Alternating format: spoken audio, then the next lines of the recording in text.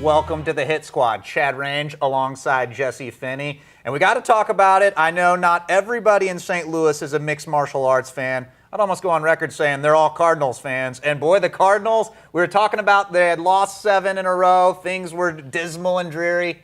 Hey, looking good now. Loving it, man. I'm loving it. Absolutely. So we can only keep our fingers crossed, hope the Cardinals continue their winning ways. But we're going to tackle the issues of mixed martial arts. And this first segment is brought to you by Shamrock Fighting Championship. Of course, that's home of St. Louis professional mixed martial arts. Always exciting news coming out of the Shamrock Fighting Championships.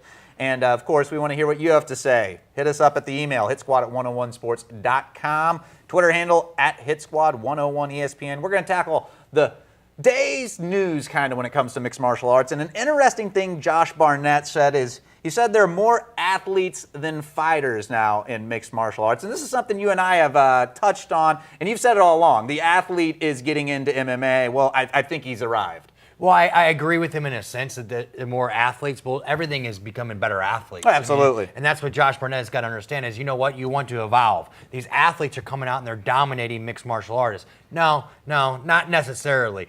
These guys, these mixed martial artists are actually becoming better athletes throughout the years, and everything is evolving. Josh Barnett's just a little pissy in his pants because he's not the athlete that a lot of these kids that are coming up are, and which I totally understand. But at the same time, Josh, don't go hating, man. I mean, these guys are athletes. Don't go tell Cain Velasquez that he's just an athlete. He's not a fighter.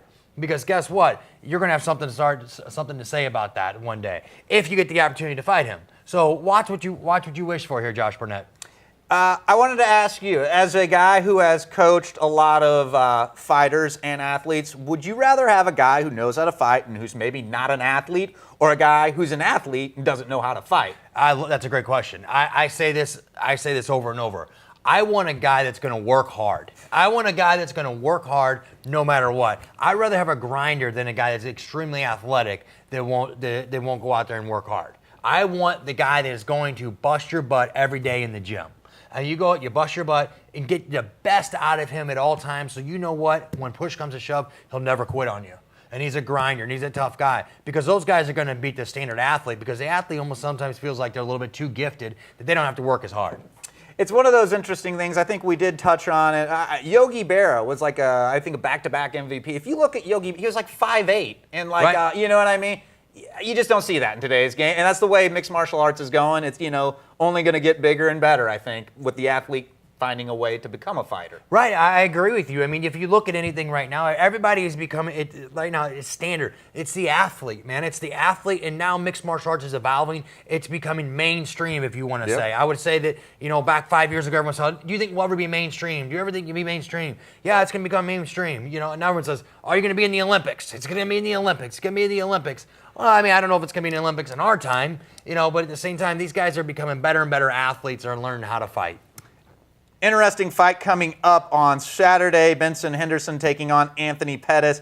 Duke Rufus. I love Duke Rufus. Yeah. He tells it as it is. Love him. And he's kind of, I think, stirring that pot a little bit to kind of make it interesting. He says that Benson Henderson's striking, it's it's gotten worse, is what he says. That's what the interesting. Not that it's not up to par, but it's gotten worse as he's been going along. He says his student, Anthony Pettis, is going to have his number on Saturday. Thoughts? First of all, Duke is a good friend of mine, so I don't want to throw him under the bus too much. But he knows how to play the game, and God love him. Duke, you're an awesome guy. Do I think that Benson Henderson's striking's probably gotten worse? Probably not. I would, yeah. But at the same time, he is relying on his athletic ability and his wrestling. Now, I'll tell you something. Anthony Pettis, if you're going to train with Duke Rufus, your striking's only going to get better every day. Yeah. What I think, as we talked about last week, is the mental game. What Duke Rufus is doing here is he's saying, okay, mental game. If I could tell him that his striking is went in the crapper, and maybe he'll stand up and strike with my guy.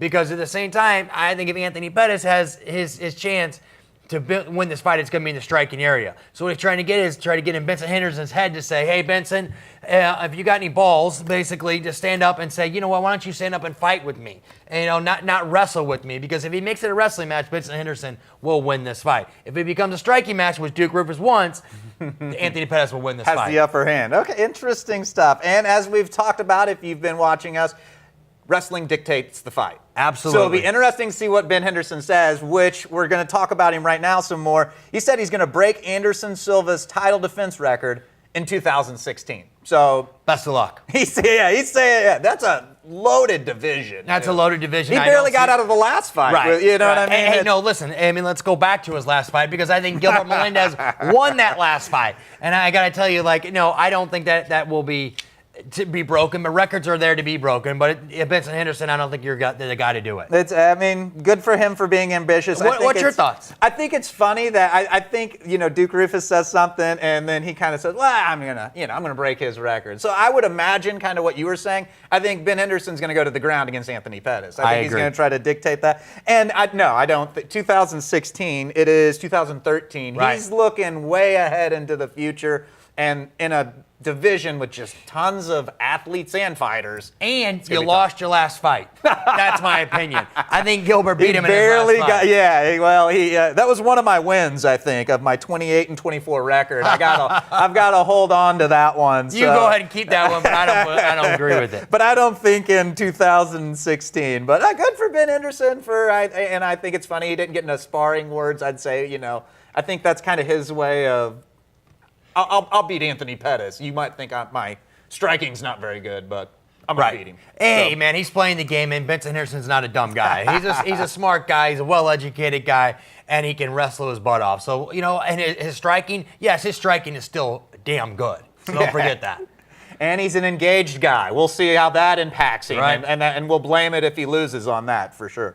Chael Sonnen says that there's no opponent for him. Chael Sonnen in the news.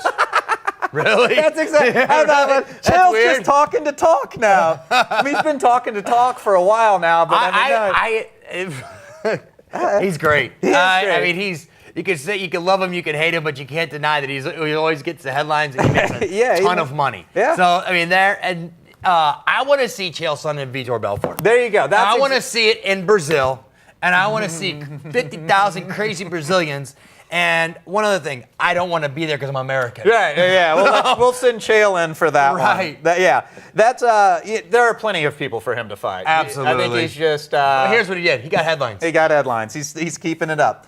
Michael Bisping says that he could have easily KO'd Anderson Silva. When? Next. You don't like the talk of, we're going to talk when I could have done this, and I could have been a Cardinals second baseman, right. and I could have done this, and I could have done that. That's it. Yeah, there's no to that, move on. Miesha Tate. Now, this is interesting, because I've said, Miesha Tate says that the women are doing better in the MMA than the men. Okay. You're doing, I don't necessarily disagree with her 100%. No. I disagree with her 95%. Okay.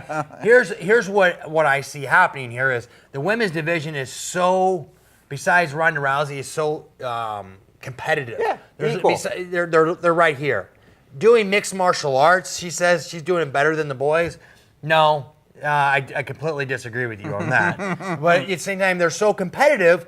There's not dominance yet. Besides Ronda Rousey. I was getting right, Ronda Rousey. Now the other ones, 2 through 10, yes. I mean, you just don't have the dominant advantage yet. Now I will tell you that I think that the women's fight are probably the most entertaining at times, and they almost go the distance unless it's Ronda Rousey most of the time because it is a competitive back and forth. Miesha Tate, I completely disagree with you. 95%. You're not doing it better. And here, listen, I'm not being sexist by saying this. The men have been doing it longer. Yeah. So I mean, they've been doing it longer for the most part. Well, they've laid the groundwork, and I think that's funny for her to. I mean, and maybe it's just one of those things. She's going to be a coach in the tough contest. Just maybe a way to get her name out there. You know what I mean?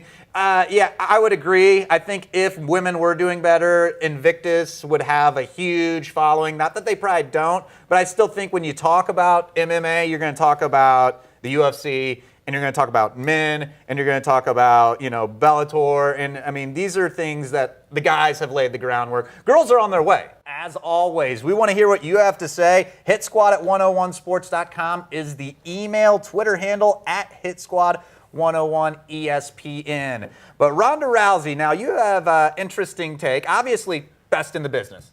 She's absolutely the best in the business. But one thing that I do want to say, and I say this all the time, is Ronda Rousey has less than 10 fights.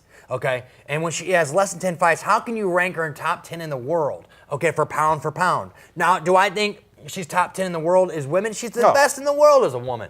But at pound for pound, there's so many other fighters that are men out there that are better than Ronda Rousey. And you're saying And that have a lot of fights. that have a lot of fights that have been proven. And I listen, I love Ronda Rousey. I loved what she stands for. I love that she's an ambassador for women's mixed martial arts. And I also think she's great for TV. But to consider her top 10 pound for pound, no way.